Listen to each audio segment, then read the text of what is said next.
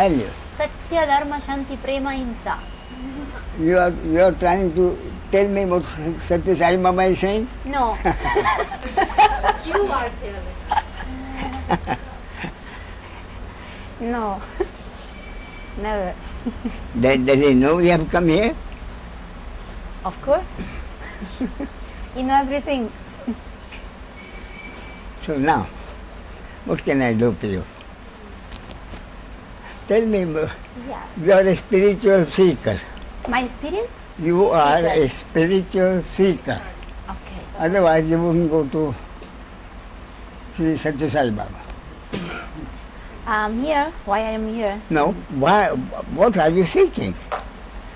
I don't understand. ¿Qué le pregunta? ¿Qué estás pensando? Now, in this moment, what I'm thinking No, about? no, What I'm you're looking a for. spiritual, Yeah. what are you What I'm- looking for? Yeah, what I'm looking for. What are you I'm looking for? To be only. Sorry? To be what I am only. To be one with God, to be one the source, which is in everything. To be one with God. With God, which is in everything. That is what I want to be. Now, if you are one with God, what will you get? I know. I have a question, that's why I'm here. If you are one with God, I'm sorry, your name is? Chiara. Shara. Chiara. Tiara. Yes, Chiara. Good. Tiara. Chiara. So, if you are one with God, Yes. Tiara will no longer be there.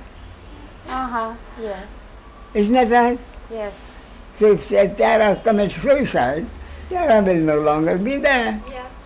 Yes. No, Kiara. No more Chiara. What can I do? So why do you want to be one with God? That's my point. Yes. That And is true. That is a mind. Want to be. No, therefore, whatever one wants, I would call it happiness. Isn't it? Whatever we call, what do we ultimately want? What do we ultimately want? Happiness. Yes. Yes. Isn't that right? Yes. Yes. So the question really is, what is happiness? What is the happiness I want? Isn't that right? Yes. Like that. Yes. That Sarah is here, Tara is here, she had no choice. So Tiara is here in the world in reasonably comfortable circumstances, whereas there are millions of people below the poverty line or suffering illnesses. So Tiara has to be grateful to God, the creator of the source, for putting her in a situation in this life where she can consider herself reasonably comfortable. So while being reasonably comfortable, what is it that Tiara wants most now? That's the focus on what I talk about. So Tiara went to Sri Satya Sai Baba. In these circumstances, what did she want from Sri Satya Sai Baba? That would give her happiness which she does not now have. My point, I think not problem. I don't want to say it's problem. It's just to one example. I am there, front of him. I have some time. The feelings of this feeling of I don't know. I can say ananda. I can say happiness. This happiness which comes from within me. But sometimes while I am in the world, example, I am here in Mumbai doing the traffic of the city. I lose this happiness. That is my problem. I want to be always in that state. So, do you have that, what you have with Sai Baba, do you have it with me now? I'm very happy with you now.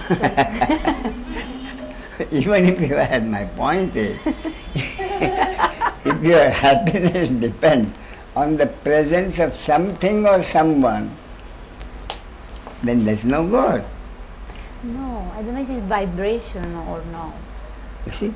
It is So, vibration. vibration. So you want to be with someone where you will have vibration. So my point is, if you need something or someone to be happy, it is a pleasure.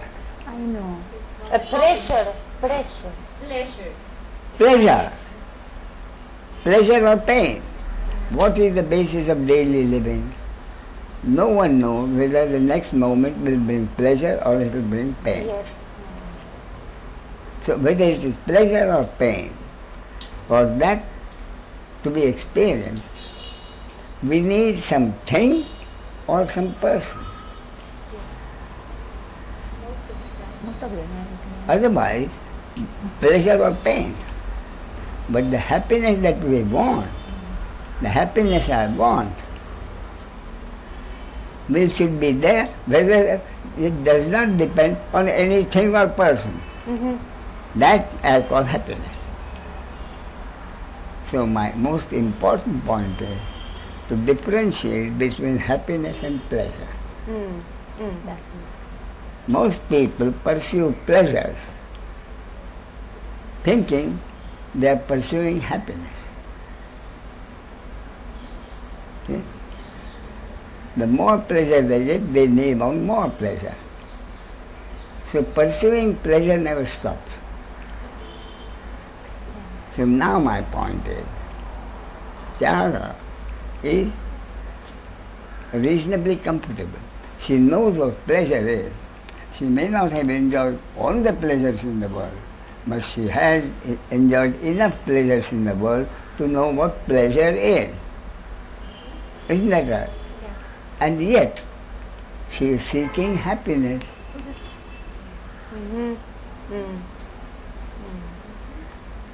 So what does it mean? It means the happiness she is seeking is something different from pleasure. And pleasure is something which happens in life. Life means pleasure or pain. So, if Tyaga understands that if she has enjoyed all the pleasures in the world, she will still be pursuing happiness. So, for me, the most important conclusion, I repeat, the most important conclusion, which the average seeker doesn't realize. And they go to see Satya Sai Baba or somewhere or someone seeking happiness, which they need even without anybody. You see, you know why? Because my concept is, why is one seeking happiness? Even though one knows what pleasure is. Therefore, happiness is something totally different from pleasure. Pleasure is something which happens in life. And where pleasure happens, pain is not far behind. So pleasure or pain are part of life. So therefore what you are seeking, happiness, is not something which happens in life. But while you are living your life, you are seeking something which does not happen in life. So and the real happiness that we are seeking, why are we seeking this happiness in the first place? Knowing what pleasure is, it's not pleasure you are seeking, you happen to know what pleasure is. Why are you seeking happiness? My point is, you are seeking happiness because that is your true nature. The happiness we are seeking is true nature. And our true nature, and wherever we are speaking of happiness, and in terms of pleasure, there is pain. So this happiness that we are seeking, there is no interconnected opposite called pain or unhappiness. So why we have so much pain? Because we have attachment to the pain? to the toes? What causes pain? Physical pain as well as There are a lot psychological of pain. pain in different level of the body, physical. So that type of pain depends on someone doing something or something happening. Isn't that right? Pleasure or right. pain depends on something happening or someone doing something. I go step by step because for 35 years as a Hindu, I was told that the enlightenment is the ultimate thing to be pursued by a Brahmin, Hindu Brahmin. So I was taken to a guru and I was told through the guru I will get enlightenment. How you did? Sorry? How you did? I'm sorry? How you did? I didn't. You was, you are. I didn't. That's what I'm telling you. First of all, I was a banker for 37 years. Banker. Banker. Yes. So I'm a very practical person. If I give some money for something, I want to know what that something will, pleasure it will give me. You see? So for 35 years, mind you, I was a very busy, my working life, I was busy. It was not that all day I was seeking enlightenment. No. It was a passive happening.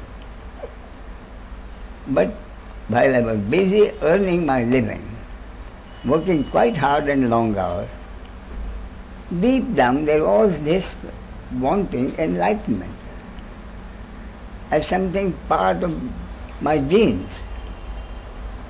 So I had two questions, which for 35 years of my spiritual seeking, nobody gave me an answer. What is this enlightenment I'm supposed to get? I had two gurus. The first guru, I asked, what is enlightenment? You see, when there were a lot of people, I asked him when there were not many people, I hesitantly asked him, what is enlightenment? And he got angry. He thought I was questioning what he had got to give me. But when he found that those few people were also waiting for the answer, I said, what is enlightenment? He got angry. Then he realized everybody was waiting for the answer. So he calmed down. And do you know what he told me? He told me exactly what I expected, because that is the answer I had got from others.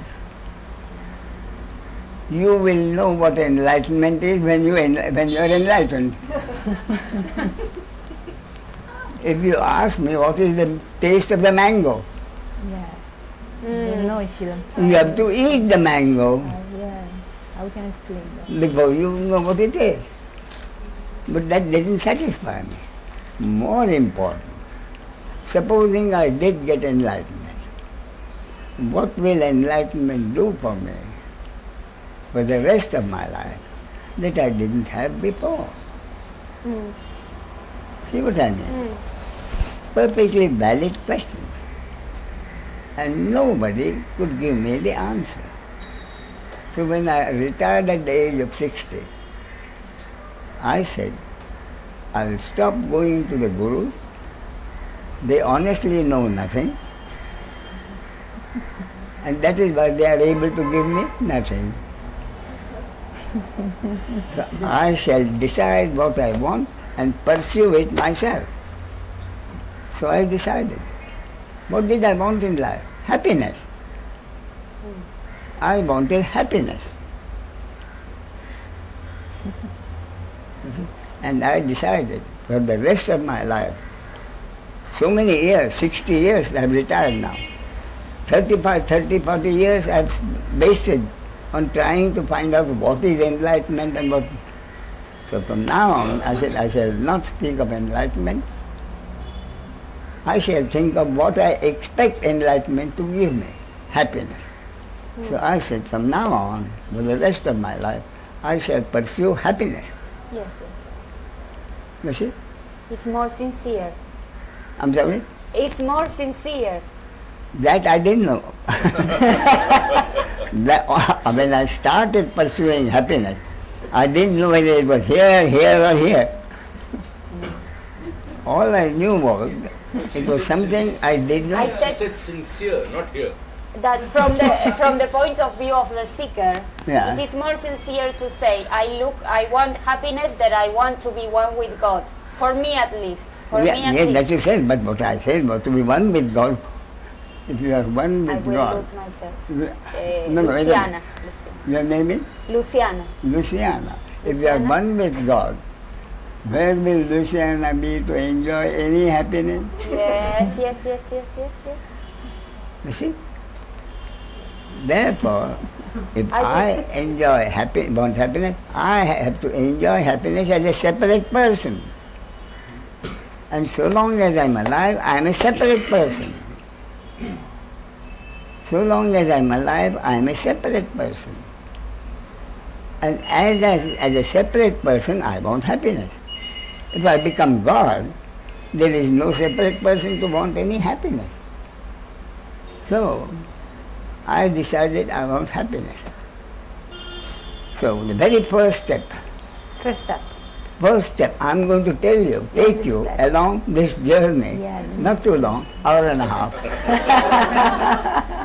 It took me a whole year, but for you, I'll give it to you in hour and a half. So, first and foremost, if you were seeking happiness, what would your first step be? My first step was, what is this happiness I'm seeking? What is this happiness I'm seeking? I said to myself, I know what pleasure is. By God's grace, I've always been reasonably comfortable in life. Whatever I needed, I could get. Therefore, I'm at the moment happy enough for most people. But I have pleasure. So the first conclusion I came to is, I know what pleasure is, and yet I'm seeking happiness. I know what pleasure in life is. I've enjoyed pleasure for 60 years, and yet I'm now seeking happiness. Clear. Therefore, they clearly understood that the happiness I'm seeking is totally different from pleasure. Before I seek what I seek, I must know what I'm seeking. So the first most important thing I decided was, the happiness I'm seeking is totally different from the pleasure. Pleasure is what happens through life. But along with it, there is pain. So what happens in life is either pleasure or pain, and both are temporary. They don't last. But the happiness I want is something that will last all the time. So I decided the happiness that I want is something that I want, whether at the moment I'm enjoying pleasure or pain, I still have my happiness. This is the point. See what I mean? So first and foremost, I decided to know clearly what I wanted before I start seeking it. So I said, the happiness I want is something which stays with me, irrespective of whether there is pain or pleasure in the moment, over which I have no control. Next step, therefore, I came to it, the happiness I am seeking cannot be found in what happens in life. Whatever happens in life brings pleasure or pain. Oh, and over which I have no control. Therefore, if the happiness I am seeking is not to be found in the flow of life, if the happiness I am seeking is not to be found in what happens in life, where could it be? And the only answer I could give, it must be in my attitude to life. See what I mean? The happiness I am seeking is not to be found in life. What is to be found in life is either pleasure or pain, over which I have no control. But the happiness I want, therefore, is my attitude towards what happens in life. My attitude, my happiness, my attitude, my subjective, my own personal happiness. It does not depend on anything that happens. So the most important conclusion I came to before I started on my journey is that the happiness I am seeking is not to be found in what happens in life, but in my attitude to life. Then I had my biggest difficulty. My attitude to life is so general. What do I mean? I told you I go step by step. Yes. And unless I had my answer to the first step, I wouldn't go to the second step. So before I go to the second step, my problem was, what do I mean by my attitude to life? Mm-hmm. Do I mean my attitude to my pain? Do I mean my attitude to my pleasure? Do I mean by my attitude to the babies who are born? Do I mean for people who are dead? What do I mean by my attitude to life? That was frankly very difficult. It took me many months. Any answer that I got, I threw out as being totally inadequate, not adequate, until I came to the answer. The basic, at ground level, my attitude to life can only mean my attitude towards the other. What is daily living from morning till night? A relationship between me and the other. The other may be my parent, or my wife, or son, or a close relative, or a neighbor, or someone connected with my business or occupation, or a total stranger. In our daily living, no one knows. No one can control who the other is going to be. Someone walks into my office, he may be anybody. At night, 11 o'clock, someone presses the bell, could be anybody. With a knife or a gun. So my point, what do I mean by my attitude to life? My attitude to the other. And the other may be my closest relative, or a neighbor, someone connected with my business or occupation, or a total stranger. That was clear. Next step was easy. What has been my attitude towards the other? Whoever the other is, that has not brought me the happiness. What did you just say?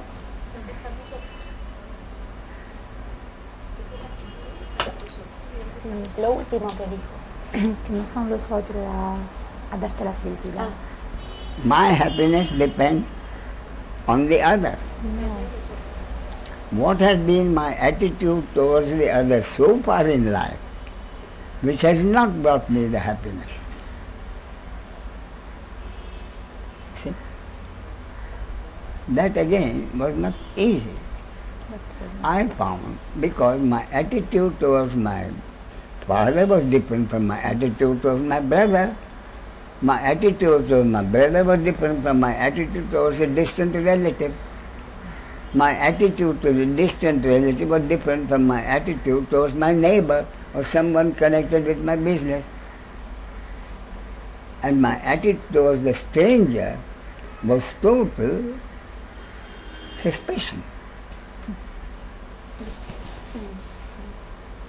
You see?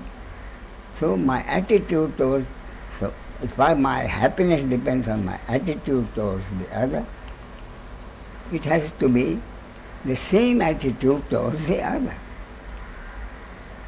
Otherwise it becomes pleasure or pain. So after considerable thinking, I came to the conclusion, and it happened also from life. If there are 4 brothers and sisters in a family, and the mother brings a cake and makes 4 pieces, what happens? Actual daily living. All 4 will look at the piece, find out which is the biggest piece and grab it. Isn't that right? I mean, daily living. Brothers and sisters, to grab which is the biggest piece. Therefore, I said, the attitude towards the other, whether it's me or anybody else, from personal experience, has to be one of suspicion, fear, rivalry. Without suspicion, fear, and rivalry. Rivalry means competition. Yes. Yes, The yes. other may take something away from me. Yeah. Yes. The other may take something away from me. Fear. Yeah. I want something, my brother may want it. So rivalry, competition. And that has been the relationship with the other Yeah, same thing. for everybody, for all time. That is the conclusion I came to. That the relationship between one and the other, between me and the other, whoever the me and whoever the other, where life is concerned, is based on suspicion, fear, rivalry. Yes. And therefore, for me to be happy, I have to have a relationship not based on these. Simple. So I came to the conclusion that my happiness depends on a harmonious attitude towards the other, not depending on fear or rivalry. That's the conclusion I came to. So with that conclusion, what was my next step, do you think? I've come to the conclusion that the only way I can have happiness is to have a harmonious relationship. A harmonious relationship means not to fear the other, not to think the other as a rival. I can't keep everything hidden away so that the other doesn't know what I have. Everything is open. So basically the fear that the other may deprive me of something. Basically the fear that the other may take something away from me or prevent me from having something which I want. Yes or no? Yes. That is the point. Therefore, what is the conclusion I came to? I came to a surprising conclusion. I came to the conclusion it's foolish of me to seek happiness. No human being can be happy. It is not God's intention for any human being to be happy. Otherwise, He wouldn't have made life so difficult. What is the basis of life? No one knows what the next moment will bring, pleasure or pain. But willing. No one knows the total amount of pleasure and pain I'm supposed to experience in life. Nobody had the choice of being in that state in this life at whatever level. This is by God's will, God's grace. Yes, in other words, everything happened over which I had no control. No control, no control. I had no control. That we don't have. Therefore, and what is the basis of life? The basis of life is uncertainty. I don't even know whether I'll live next moment. We have seen people, dying before you build your eyes.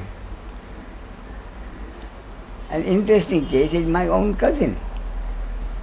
My own cousin, he went to London at the age of 18, studied there, married there, lived there all his life.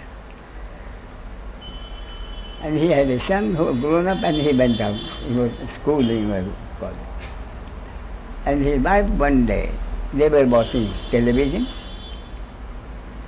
So when the television program was over, she said, "Come darling, let's go to bed." And when she touched him, he fell. He was dead. Beautiful death. Everybody would want a death like that. But still, no one can know the way one is going to die. Point is, life means uncertainty. And God would not have made life so difficult if His intention was for the human being to be happy. Therefore I decided, it is foolish to seek happiness in this life. The conclusion I came to, it is foolish to seek happiness in this life. In this life there is only pleasure and pain. And I have to accept the pleasure, I enjoy the pleasure. If there is pain, I have to suffer the pain. That is the basic rule of life. I have no right to be happy. That is the conclusion I came to. I have no right to be happy. And then, but I came to this conclusion, mind you, not with resentment. What kind of a God is He? Not with resentment. Not with resentment against God. With sincerity. This is what it is. Perhaps for that reason, a thought suddenly arose one day. A thought from outside. From outside could only mean from the source, whoever the source of God. The thought was, you are wrong. It has never been my intention for the human being to be unhappy. On the contrary, according to my plan, happiness is the birthright of every human being. But that birthright of happiness is based on only one factor. Only one factor. And that factor the human being has not accepted. Therefore the human being is unhappy. And then he added, the cruel joke is that this one factor is the basis of every religion. Inverted commas closed. Love. Therefore, I have repeated it so many times, I can repeat it any number of times. You are wrong. It has never been my intention for the human being to be unhappy. On the contrary, according to my plan, happiness is every human being's birthright. But it is based on one factor which the human being has not accepted. Therefore he is unhappy. Therefore he is unhappy. And the cruel joke is that this one factor is the basis of every religion. That's it. So, He didn't tell you what the fact was? And what was the fact? I told you these are the words, not one word more, not one word less. He didn't give me a chance to discuss it with him.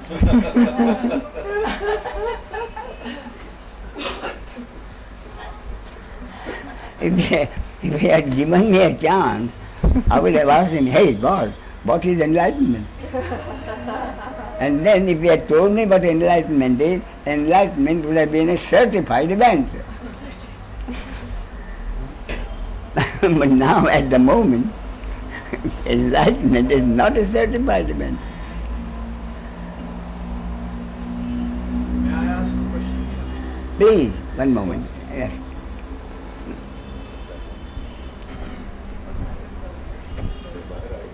To know the facts.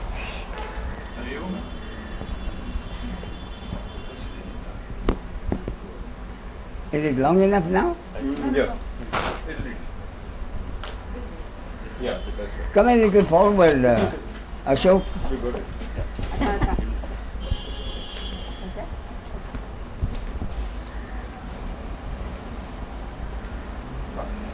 You see, that's what I do. I don't give a lecture. I talk to individually, and anyone can interrupt Of course. and ask a question. Yeah. Therefore, what happens is participation. Yeah. With collaboration, participation. Yes, Ashok. Yeah.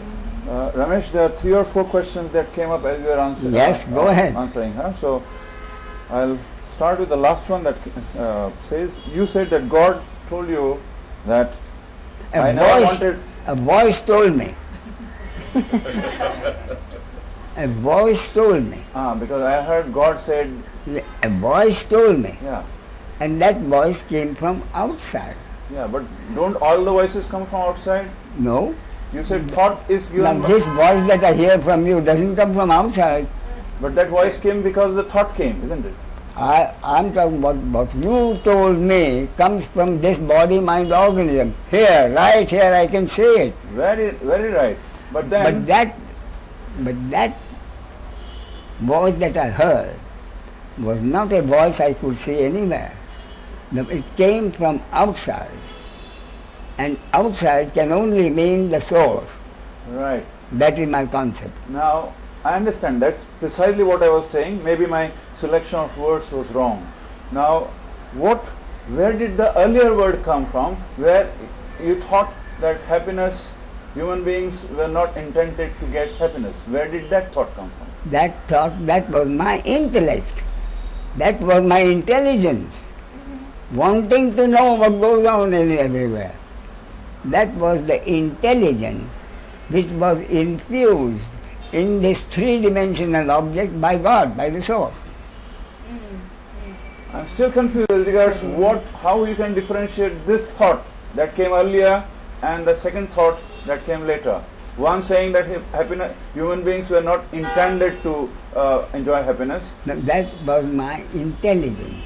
That was my thinking. Okay, That was the conclusion I came to right. at the end of my thinking. Okay, My intelligence.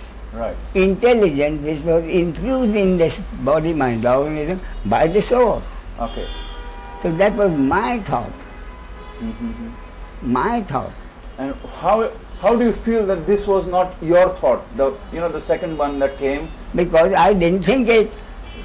It came to me from outside. I heard it clear. But there was no one talking. I heard it clear. But there was no one talking to me. Therefore I said it came to me from outside.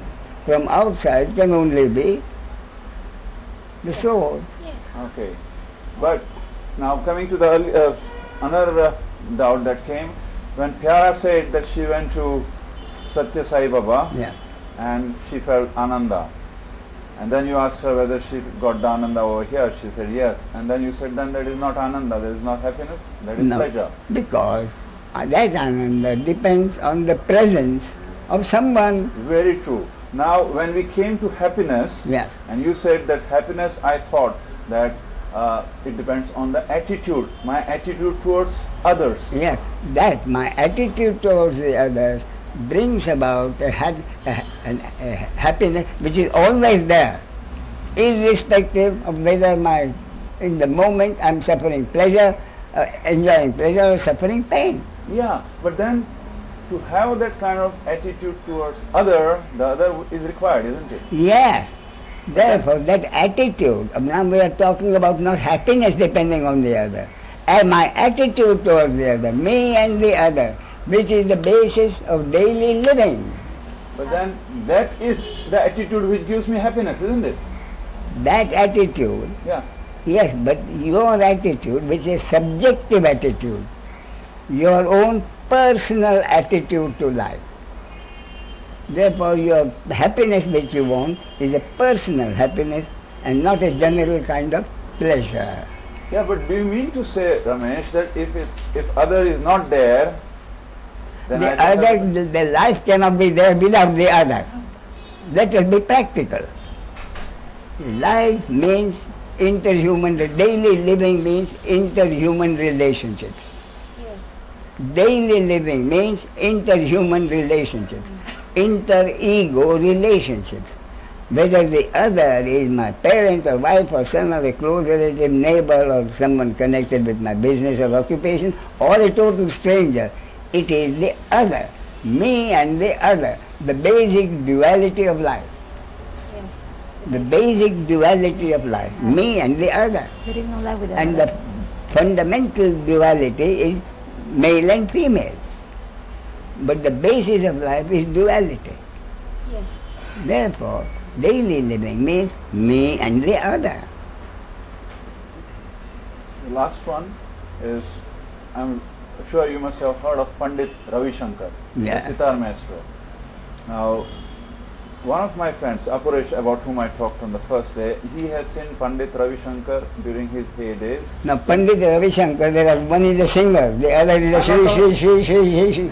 No, I clearly said, you are trying to pull my leg, No, Ramesh. no. I said sitar maestro. The Sitar Sri- maestro. Yeah, Yes, I agree, there is a sitar maestro. not the Sri. I not. see. Okay, sitar maestro. Oh, Yeah, I said sitar maestro is on record. And sitar maestro, when during his heydays, he used to give night-long performances, Yeah. especially in Kolkata at the Bangalore Sanskriti Sammelan. yes. During the morning time, first hand my friend Aparesh has seen his fingers bleeding, but Ravi Shankar just going on playing sitar. No. Now I want to know whether that was pleasure, pain or happiness. It's a personal, subjective feeling. You have to ask only the man who concerned. It is a personal feeling. It is a subjective feeling. Therefore, the great dancer,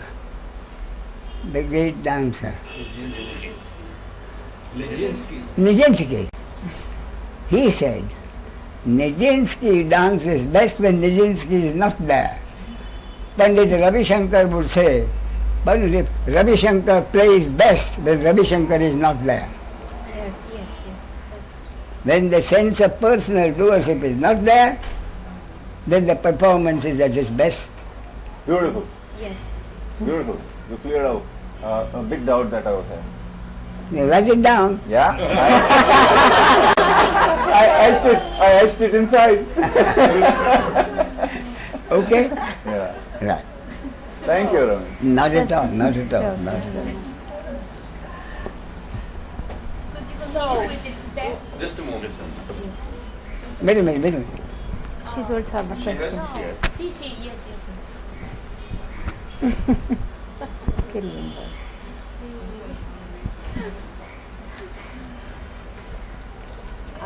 I'm saying that if you could continue with your steps, you are talking about the steps. Could you continue, please? Yes. With the steps that you are. Can you continue with what you were saying? To telling us your story about step by step. Yeah. You are step 5, right? Yes, but on the other hand, if I go on speaking and everybody has questions writing down, at the end of it, everybody will have a list of questions. Yes, I know. Therefore, I have the freedom to ask anybody any question. So that I satisfy that, then I go forward. Therefore, this talk becomes not talk, but a participation, more a discussion with 30 people. So, where were we? The voice outside said. Yeah. Yes, the voice is Yeah. a fact, but the voice didn't tell you about what fact was it. About that one One fact that one factor. Yes. God is, if anything, God is clever. He wanted me to find out. Yeah, that's true. And he did me a favor. He did me a favor because I was blocked. Yeah. I can't find happiness. I can't go forward. So what God did was to tell me, indicate my next step. God indicated my next step. My next step was to find out, is there a single basis? Can there be a single basis for all religions? It is a cruel joke, that the same one factor is the basis of every religion. And yet we have been having religious wars. That he didn't say, I'm saying. That is answer. Therefore, earlier, I had myself considered this question. There are so many religious wars. Why don't we have a single basis for all religions? Then we wouldn't have these wars. But we do have these wars. Therefore, there cannot be a single basis for all religions. But now, God tells me, there is a single basis. Therefore, my next step was to find out what is the single basis, which now I know it does exist. Love. Does exist. And then I came across 4 lovely words from the Bible, which I had earlier come across God knows how many times, but the significance of which had never touched my heart. The 4 beautiful words from the Bible are, Thy will be done. Thy will be done. So simple. Nothing can happen unless it is the will of God. Everything in the world that is happening according to the will of God. And I added, or cosmic law. A cosmic law which concerns the entire universe for all time. Something so vast, so complex, the human brain cannot know. Therefore, it is stupid for me to ask, why does God this do this? Why does not God do that? Stupid to ask. Because it is according to a cosmic law which is too vast. So accepting the cosmic law means I don't ask, why did God create Adolf Hitler? Because of whom millions of Jewish people lost their lives. Why does God create handicapped children? You see? Because this has to happen according to a cosmic law. More important. For you, is according to the law of karma? Law? Yes, that is the answer. But according to the karma, whose karma? God's karma. Nothing can happen unless it is thy will. Therefore, thy will produces a karma, and the karma has an effect. Therefore, karma, yes. Karma originally means in Sanskrit action. Action means happening. So that is the whole point.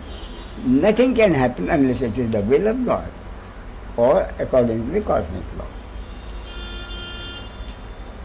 That is which means, and that at that moment I had my definition according to my concept of what is enlightenment. Earlier I had heard it many times, but never touched my heart. Now it means everything that happens in life is a happening according to God's will, cosmic law. How each happening affects whom? It helps you or hurts me, or helps me and hurts her, is again according to God's will, cosmic law. Through which body, mind, organism, through which person the happening happens, which the society considers your action and my action, is also according to God's will, cosmic law. The human being is incapable of doing any deed. That is the final understanding. The human being is incapable of doing anything. So there is no others. I'm sorry? There is no others. There are 6 billion people, me and the other. But not one among the 6 billion people has the power to do anything. In other words, what it means is 6 billion human beings are fundamentally 6 billion three-dimensional objects. 3 billion three-dimensional instruments through which God functions and brings about whatever is supposed to happen according to His will, according to the cosmic law. But there is no separation. I'm sorry? There is no separation from me to you. Oh, there is very much a separation. Yeah, which one it is? If it This is a separate object. The body. This is a separate object, and it is the source of God who functions through each of these 6 billion body-mind objects and brings about whatever is supposed to happen according to His will, cosmic law. But the source is the same. Yes, the source is the same, which is God, the source. Therefore, you and I are not doing anything. No, it's We are only instruments Yeah, that's through which the source functions and brings about whatever is supposed to happen. Therefore, you know the most important conclusion? The most important conclusion? I cannot commit a sin. You cannot commit a sin. Every action is done by God through the body-mind organism. No one can commit a sin. Even a murderer cannot commit a sin. A murder had to happen according to cosmic law, and God therefore created a body-mind organism with such genes and conditions that he is able to commit a murder. Not everybody could commit a murder. Therefore, God committed a body-mind organism through which murder could happen. so there is no free will. No free will. Even a small one.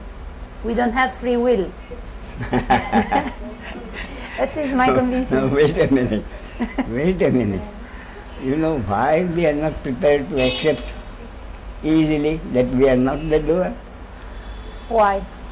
Because every one of us, God has given total free will to do whatever we want in any situation.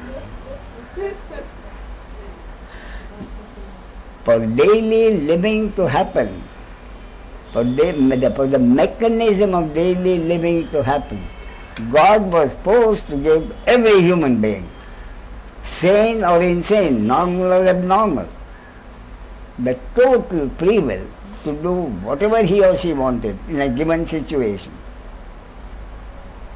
Otherwise life wouldn't happen. What is daily living? I face a situation. In that situation, I decide what do I want in this situation. I decide what do I have to do in order to get what I want. If there are alternatives, I decide which of the alternatives I choose. And according to that, I do whatever I feel like doing. That is total free will, is it not? And unless every human being had that free will, the mechanism of living would not happen. But thereafter what happens? But I have a doubt. If we have Wait free a minute, will. wait a minute. Thereafter what happens? Yeah. I have just done whatever I felt like doing. But the result of my action has never been in my control. Every human being has total free will to do whatever she wants. But the result of that action and the consequence of that result has never been in her action. Therefore you say, therefore I have no free will. And I am saying that is not accurate. The accurate thing is, you do have free will, but it is worthless because you have no control over the result. But you insist, but that means I have no free will. Then I tell you, you go and buy an expensive machine The latest in the mobile things. From 2000 I'm told 40,000 rupees. Mobile machine, they can do all sorts of things. So you get one 40,000 one. And you make sure, is there a more expensive one? He said, not yet. All right. So you buy the most expensive machine. You try it, works beautifully. You bring it home and call your friends to show them the most wonderful mobile. You press the button, nothing happens. It means the mobile doesn't work. Does it mean you don't have a mobile? You do have a mobile, but it's worthless. It doesn't work. Similarly, you do have total free will, but it's worthless in practice. And the more important thing is, it is worthless in theory. My free will to do whatever I want. I ask myself, what is it based on? My free will to do whatever I want in any situation depends only on two factors, my genes and my conditioning. I have no control over being born to particular parents. Therefore, I have no control over the genes in this human object. And more research brings out how powerful this factor of genes is. Originally, the research, I am told, started with what gene was responsible for what disease. Some gene responsible for cancer, they could alter it. But more and more money went into research and the scope expanded. And the latest thing I read, in the morning paper, not in a specialized, it says,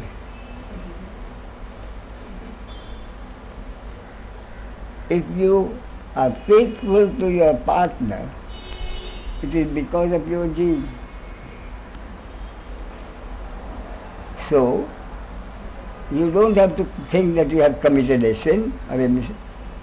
Your gene compelled you to be unfaithful. But remember, same thing applies to your partner. So even that is a powerful thing. Then another thing is, whether you are a despot or a bully, or aggressive, or someone, that again depends on your genes, not your choice. So the genes is such a powerful thing. The other factor is conditioning. Whatever I do is based considerably on what I have seen my parents do, or someone close by, in the family, or in the society in which I am born, or according to what I have been told in the church or temple. This is good, that is bad. You must do this, you must never do that. This is a sin and God will punish you. So that at any moment, whatever I do will depend on the genes, probably 95%, but 5% on the conditioning. Either way, even in theory, I have no control over my free will. And in practice, it is worthless. So it meant I do have free will.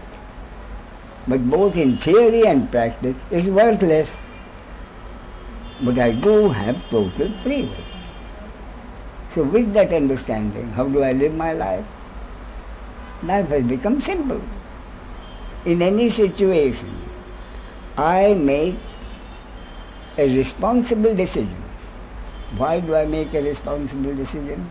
Because my genes and my conditioning is such that my nature is to make a responsible decision. I make a responsible decision. Based on that decision, I do whatever I feel like doing. But thereafter, I sit back and witness whatever is happening, like a movie, knowing that I have no control, slightest control, over what happens after I've done whatever I wanted to. life has become simple. You see? Therefore, I do whatever I feel like doing, and thereafter I witness whatever is happening without condemning anybody for doing anything. Why? Because a human being is incapable of doing anything. Because human being He's not doing anything. is not doing anything. Not capable of doing anything. It's only a three-dimensional object. Every human being is a three-dimensional object, through which it is the source of God functioning and bringing about whatever is happening. So like his life is a game, play it. This is only a game. What you say? It's only just, God's game yeah, it's God's game. is a movie of life which is already complete. A movie of life which is in the can. And we are watching the movie Yeah. frame by frame by frame, but the movie is already there. Yeah, it's already done. So what's the use of condemning and blaming anybody? Life will become simple. Every single thought that I have, every single emotion is God's will then. Yes, the thought Everything comes is. from outside. The thought comes from outside. And why does this repetitive and compulsory thinking happens like this? That is a thought comes. Then what happens is the ego reacts to that thought and gets involved in horizontal time. Thought is momentary, vertical. The ego getting involved in that thought is horizontal involvement. And usually by the time one horizontal involvement is finished, another thought comes and the ego gets involved in that thought. So it's continuous involvement. And therefore I think that it is for this reason that many masters have said, kill the mind, kill the mind. But if you kill the mind, you won't be able to live. So we have to transform. Therefore, I made a distinction between the working mind and the thinking mind. And the Thinking mind. thinking mind and working mind. A thought comes, oh, I must do this. And you keep on doing what you had forgotten to do. That is the working mind, working in the moment. In the present. Therefore, that is, but while you are working, the mind sometimes thinking happens. Am I doing it right or am I doing it wrong? If I go wrong, if I make a mistake, the boss will do this to me, that will happen to me. So the thinking mind dives into the past and projects fears and hopes in the future. Whereas the working mind is only concerned with doing whatever is necessary in the... Therefore, every human being does need the working mind. So if the human being is able to control the thinking mind, then the mind is vacant. During the time it is not involved, the mind is vacant. And that is what the Master said. Is that the meditation then? That is meditation. Yes, that is what we call it meditation. Yes. That is meditation. When the mind is vacant.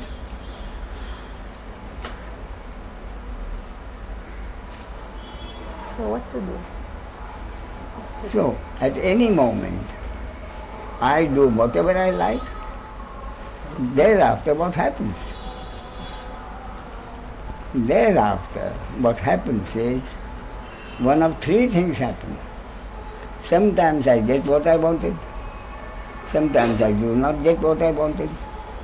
And sometimes what I get is totally unpredictable, totally unthought of. Sometimes for the better, many times for the worse. Therefore, one of three things can happen. Anything I do, anything anybody has done all his life, three things happen. over which the individual has no control. But the society in which I live accepts one of the three as my action, judges it as good or bad, according to existing social regulations and legal provisions, Do you think is it good And and bad? this- Fíjate, está hablando. and decides to punish me or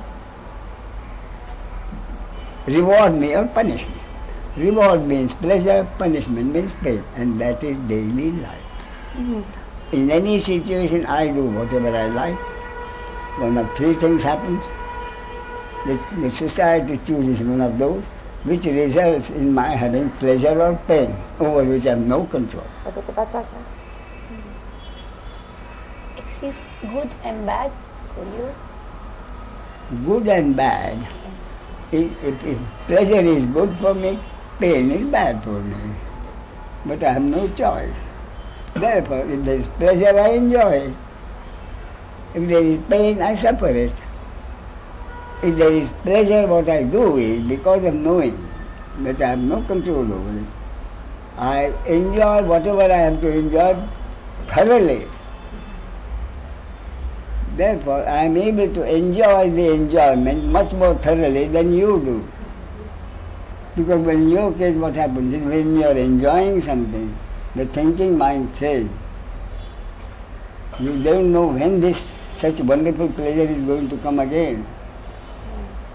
Therefore, eat more than you need to.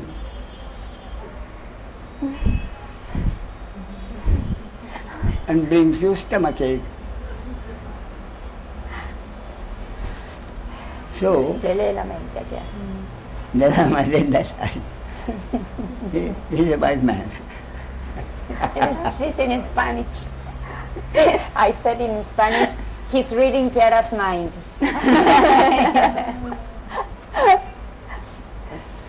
So that is the whole point. Mainly, for most people, the most relieving part of it is, I cannot commit a sin. I cannot commit a mistake.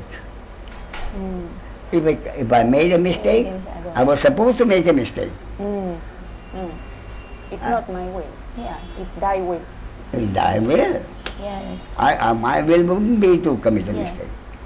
Therefore, if I cannot commit a sin, I don't have to fear God.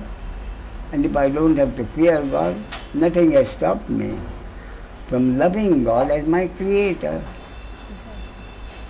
Therefore, whatever I do, whatever the result, I don't have to fear my conscience, I don't have to fear God. But I do have to fear the society in which I live. You see? Therefore, in a situation, you don't have to worry about God. You have to worry about the society. In deciding what to do, you will have to decide what will society say. And then make your decision. And then do it. So the most important point is, enlightenment has never ever been a certified event. Therefore, nobody can tell you what is enlightenment.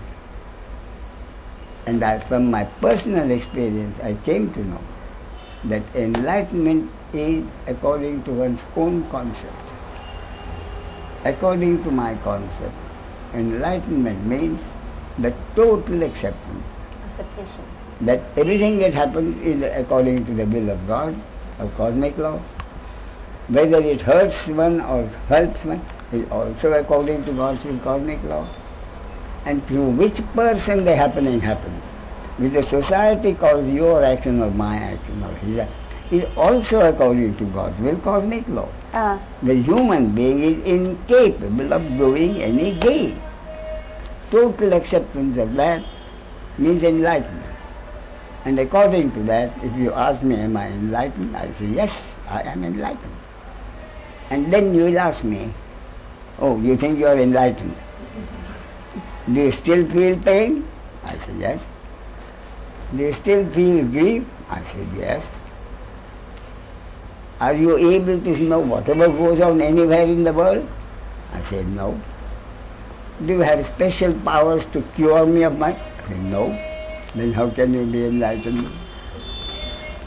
Because your idea of enlightenment,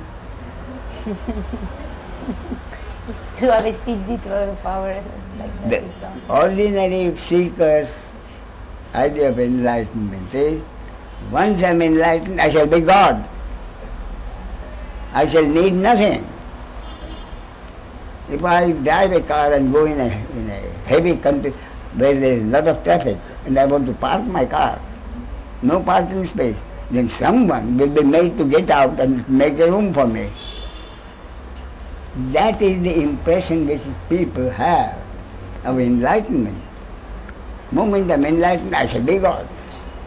But no, you will still be the same physical and mental entity with the same strengths and weaknesses, with the same positive and negative preferences in the body-mind organism, because of which your reactions to what you see or hear will be the same. If according to my gene, when I see something, anger arises, even after total enlightenment, anger still arises.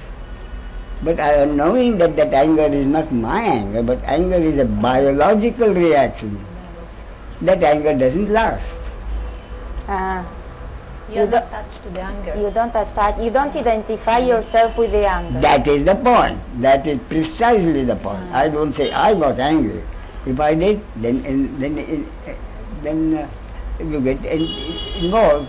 I shouldn't get angry. I must do something not to get angry. My doctor has warned me. If I keep on getting angry, I shall have a stroke or a headache. I must not get angry.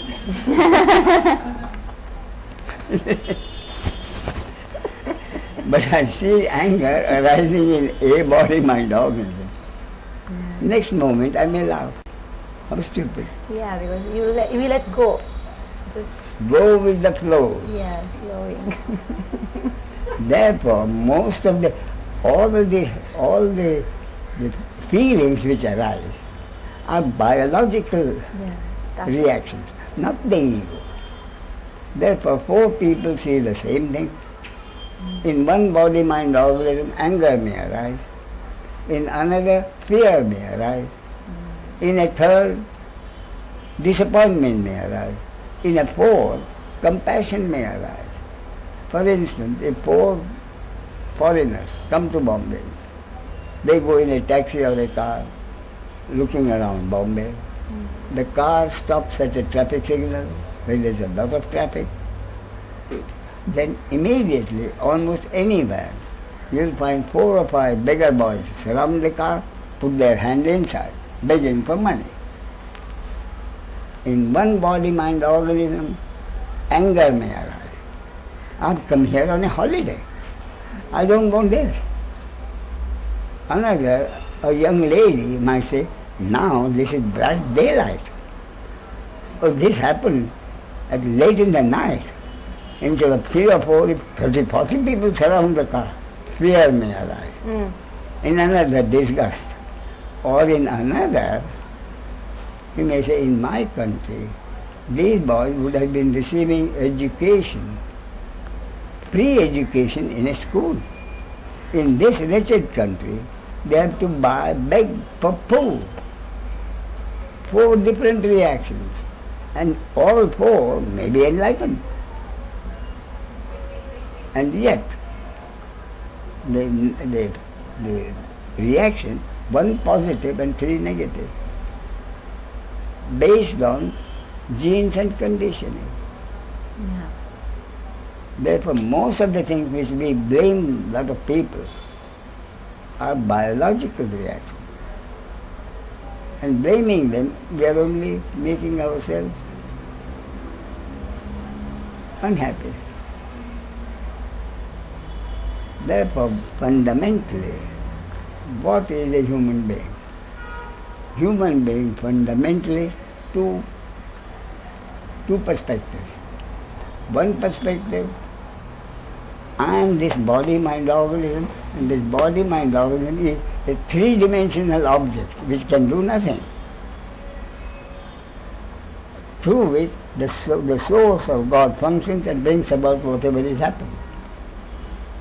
And the other is the ego. Who is thinking this? The ego. Therefore, I had problems. I said, forget about enlightenment. I shall ask myself questions, the minimum number of questions, with the minimum number of items. So I said, where me, Ramesh, is concerned, what are the minimum items? Only two. This body-mind organism and Ramesh. The body-mind organism is obviously a three-dimensional object. But Ramesh is not an object. Therefore, what is Ramesh?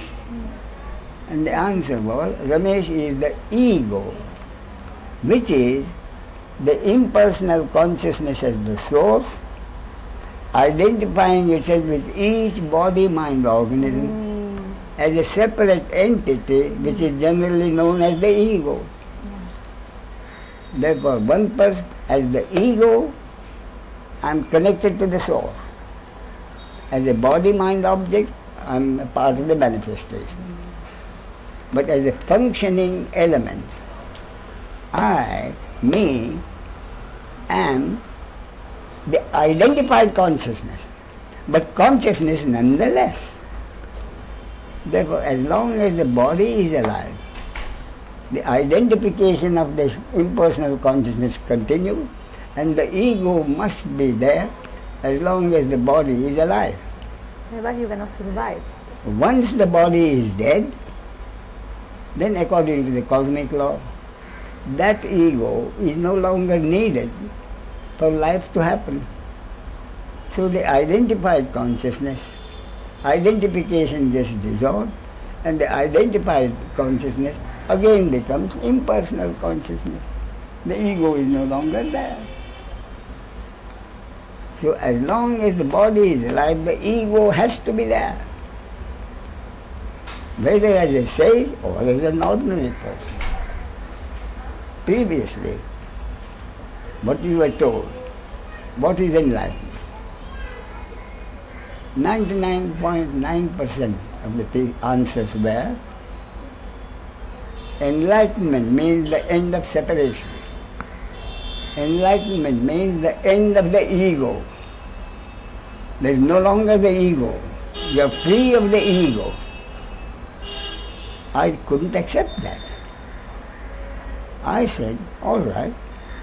Ramana Maharshi lived for 50 years in the ashram as the same separate entity who existed before.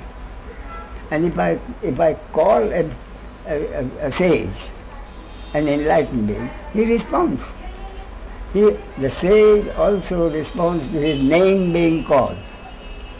Therefore the ego is there. You see? So then I created a problem for myself. Previously they said, what is enlightenment? And the enlightenment means the end of the ego. And I say the ego is still there.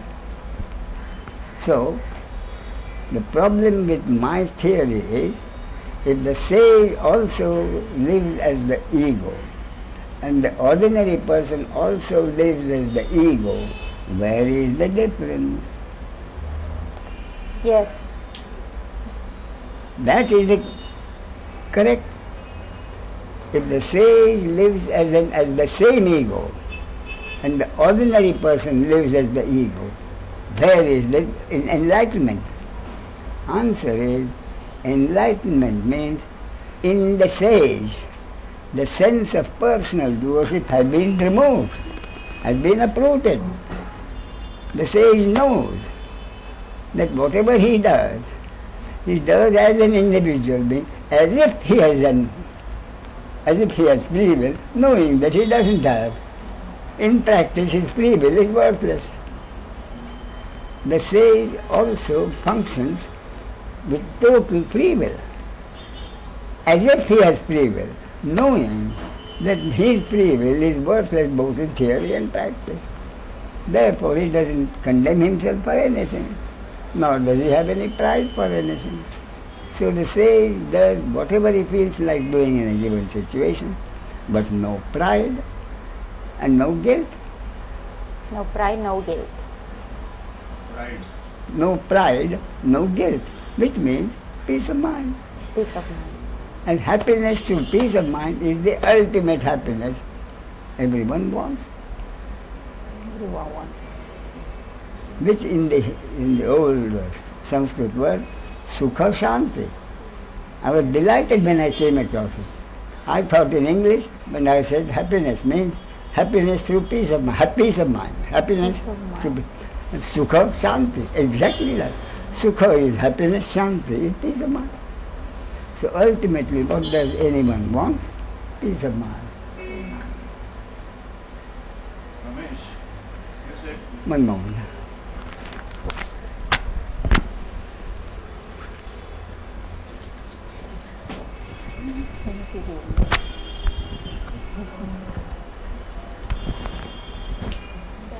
Yes, Ashok. Ramesh, you said happiness means sukha shanti, Yes. right? Now earlier you said pleasure, there is opposite, which is pain. Yes. Happiness, there is no opposite, you said. That's right. But as we know, sukha opposite is dukkha, shanti opposite is ashanti. Yes, but So therefore Sukha in this context means happiness and not pleasure. Sukha in this context means happiness through peace of mind, Shanti. So It you mean to say describes- sukha and dukkha can be implied even to pleasure and pain. No, Sukha, Shanti, describes Sukha as Shanti. Sukha, Shanti. But the pleasure and Pain. pleasure and happiness, Yeah. you have to distinguish yourself. Otherwise you can say, What I wanted to know was, is there a opposite of happiness? When happiness is not there, what is there? when happiness is not there, there is trouble in the mind. The mind. So is it not opposite of happiness? Dukkha shanti. You can call it that. Yeah.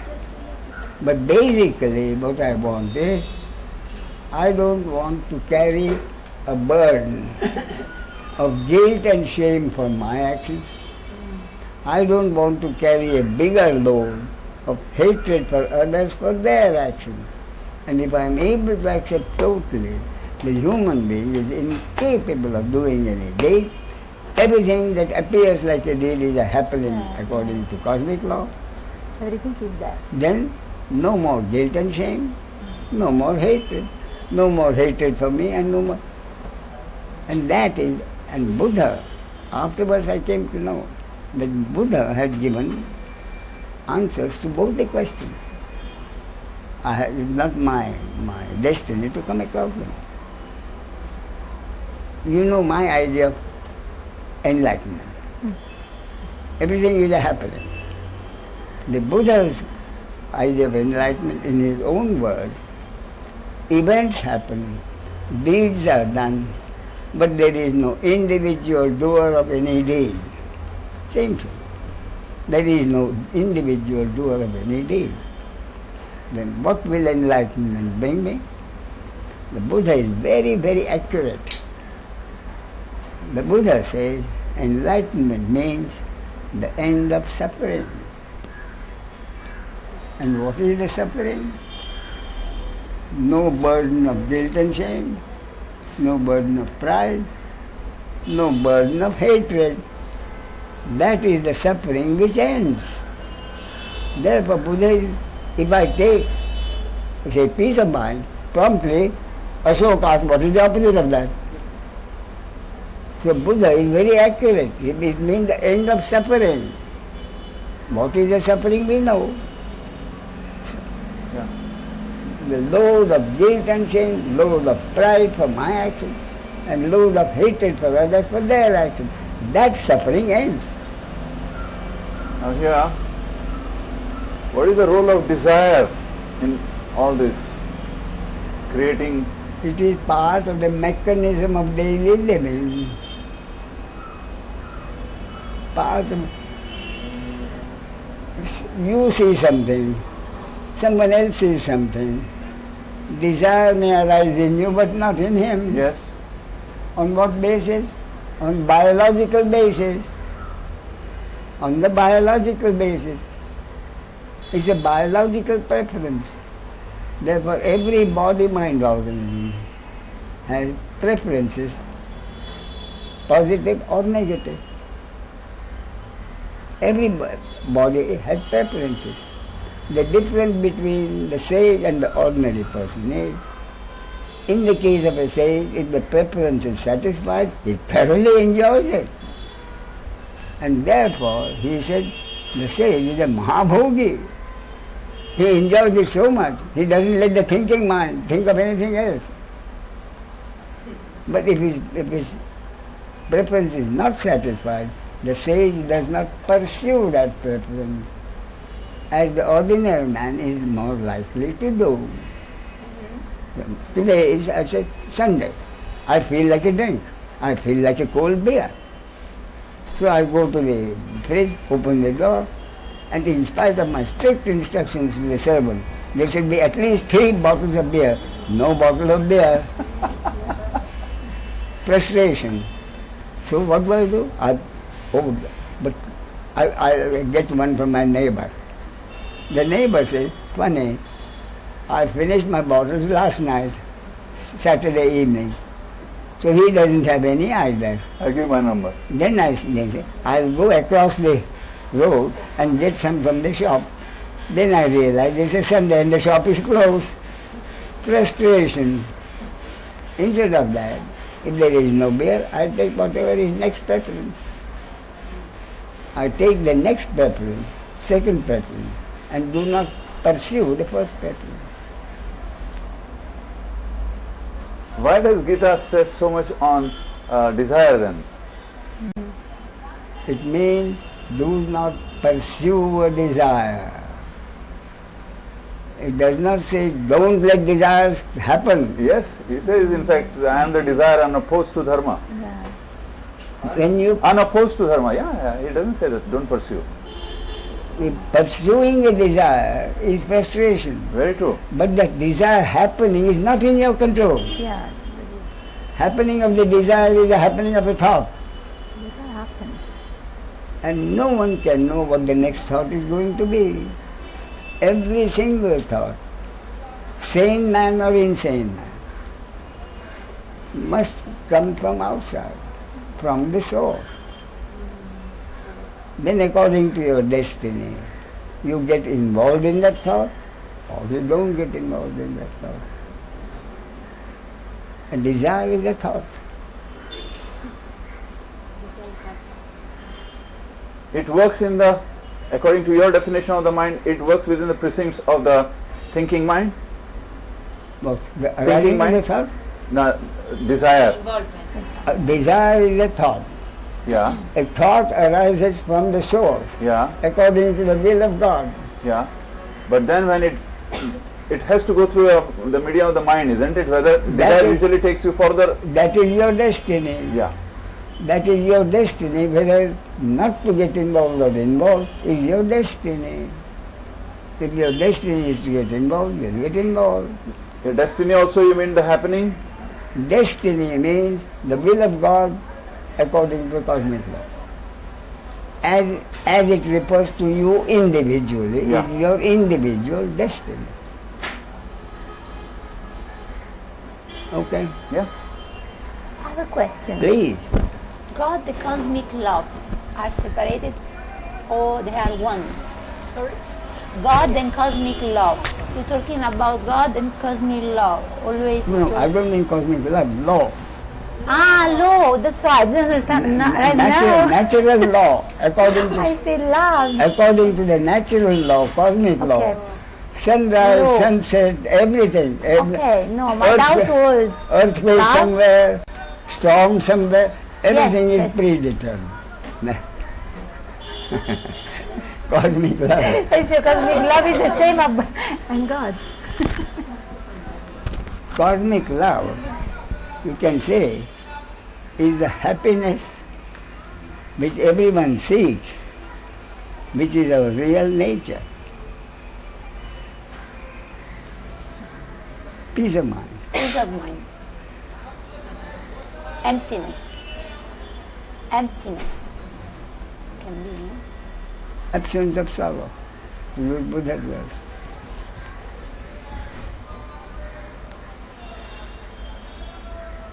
Okay? All right. गुरु ब्रह्मा गुरुर्विष्णु गुरुर्देवो महेश्वरः गुरु साक्षात् परब्रह्मा तस्मै श्री गुरुवे नमः। नमो आदिरूपा ओंकार स्वरूपा विश्वाची आरूपा my बापा तुझी आसक्तीने तुझे गुण गाऊ तेने सुखी राहू सर्व काळा तूची श्रोता तूची वक्ता ज्ञानासी अंजना सर्व होणे जाणे तुझ्या हाती तुका म्हणे येथे नाही मी तूपणा स्तवावे ते कवणा कवणा लागी।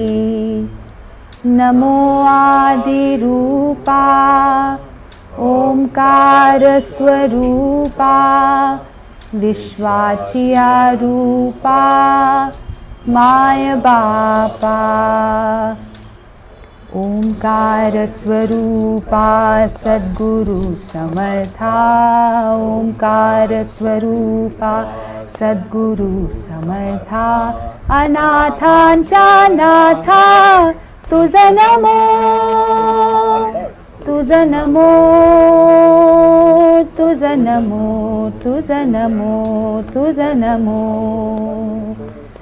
ओंकार स्वरूपा सद्गुरु समर्था अनाथांच्या नाथा तुझ नमो तुझ नमो तुझ नमो तुझ नमो तुझ नमो नमो माय बापा गुरु कृपा घना तोडिया बंधना माया मोहा नमो माय बापा गुरु कृपा घना तोडिया बंधना माया मोहा मोह जाय माझे कोण निरशील तुझ वीण दयाळा सद्गुरु राया तुझ वीण दयाळा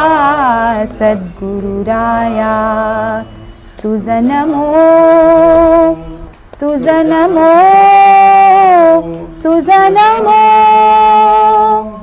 ओंकार स्वरूपा सद्गुरु समर्था अनाथांच्या नाथा तुझ नमो तुझ नमो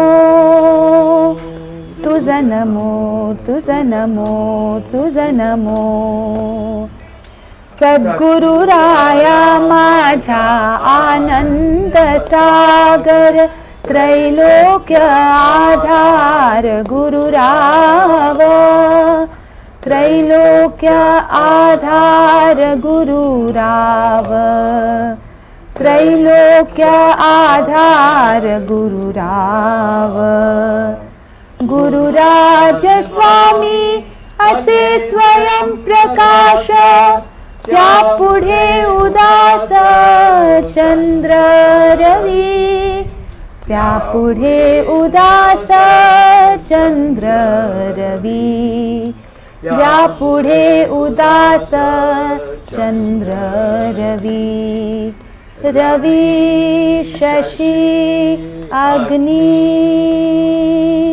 नेणति चारूपा स्वप्रकाश रूपा नेणे वेद स्वप्रकाश रूपा नेणे वेद स्वप्रकाश रूपा तुझ नमो तुझ नमो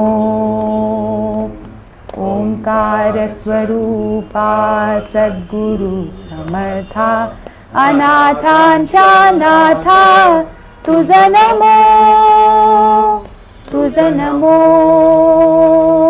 तुझ नमो तुझ नमो तुझ नमो एका जनार्दनी गुरु परब्रह्मा एका जनार्दनी गुरु परब्रह्मा तयाचे परिणाम सदामुखी तयाचे परिणाम सदामुखी तयाचे परिणाम सदामुखी ओंकार स्वरूपा सद्गुरु समर्था अनाथांच्या नाथा तुझ नमो तुझ नमो तुझ नमो तुझ नमो तुझ नमो तुझ नमो तुझ नमो तुझ नमो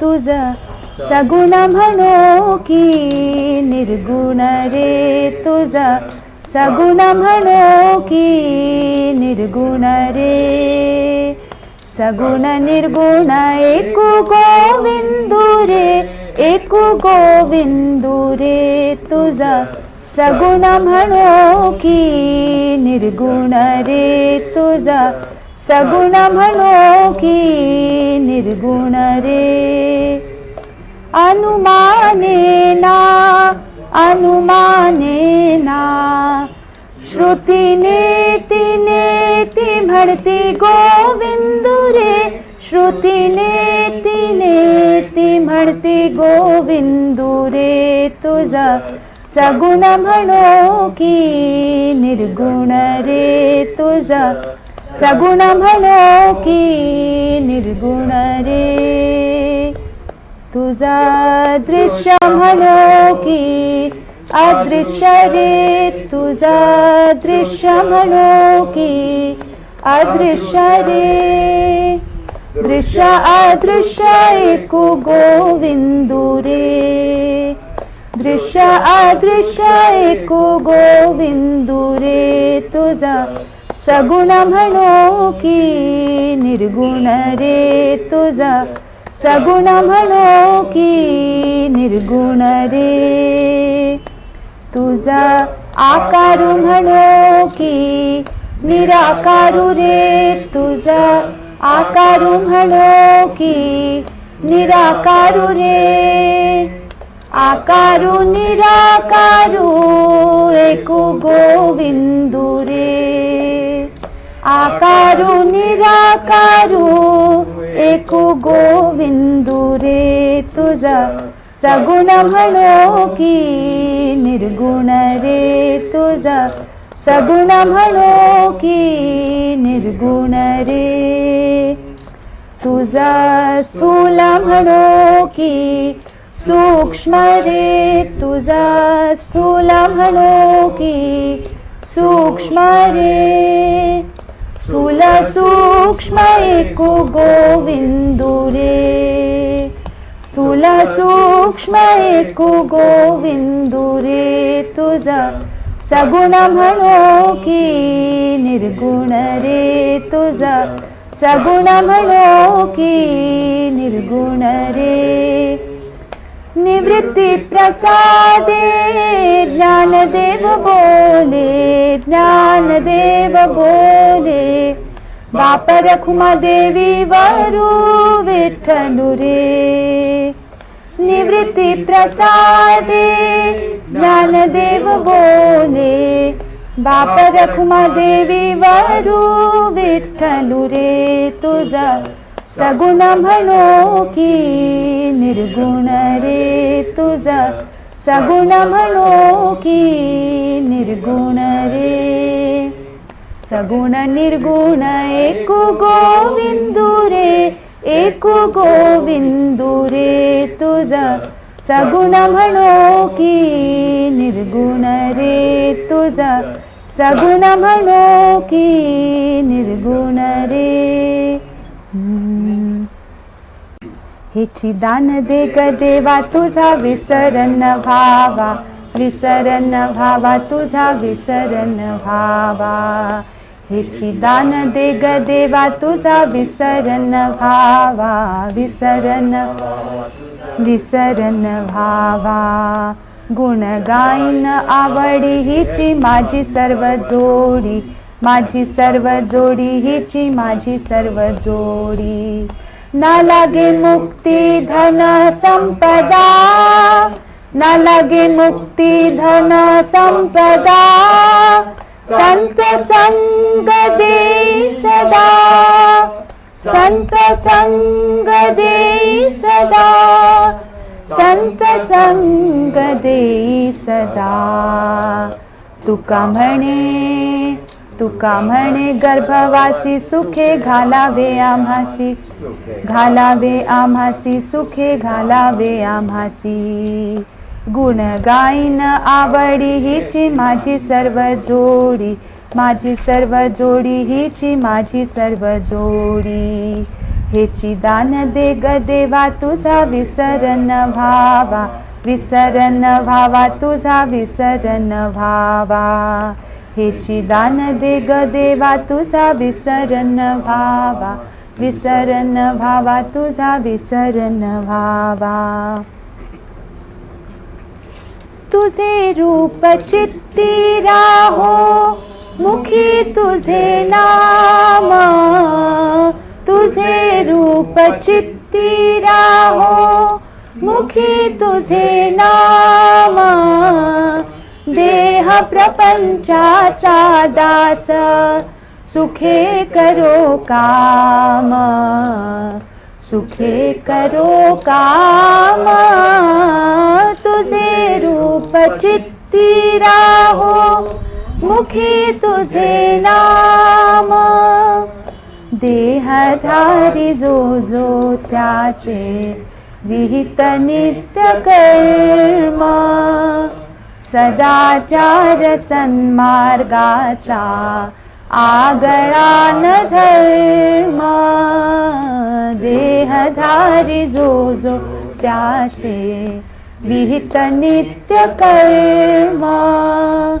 सदाचार सन्मार्गाचा आगळा न धर्म तुला आवडे ते हाती घडे नित्य कर्म तुला आवडे ते हाती घडे नित्य कर्म देह प्रपंचाचा दास सुखे करो काम सुखे करो काम तुझे रूप चित्ती राहो मुखी तुझे नाम तुझ्या पदी वाहिला मी देह भाव सारा उडे अंतराळी आत्मा सोडूनी पसारा तुझ्या पदी वाहिला मी देह भाव सारा उडे अंतराळी आत्मा सोडूनी पसारा नाम तुझे घेतो गोरा नाम तुझे घेतो गोरा होऊनी निष्काम नाम तुझे घेतो गोरा होनी निष्काम देह प्रपंचाचा दास सुखे करो काम सुखे करो काम तुझे रूप चित्ती राहो मुखी तुझे नाम तुझे रूप चित्ती राहो मुखी तुझे नाम पांडुरंग पांडुरंग पांडुरंग पांडुरंग पांडुरंग पांडुरंग पांडुरंग पांडुरंग. Thank you.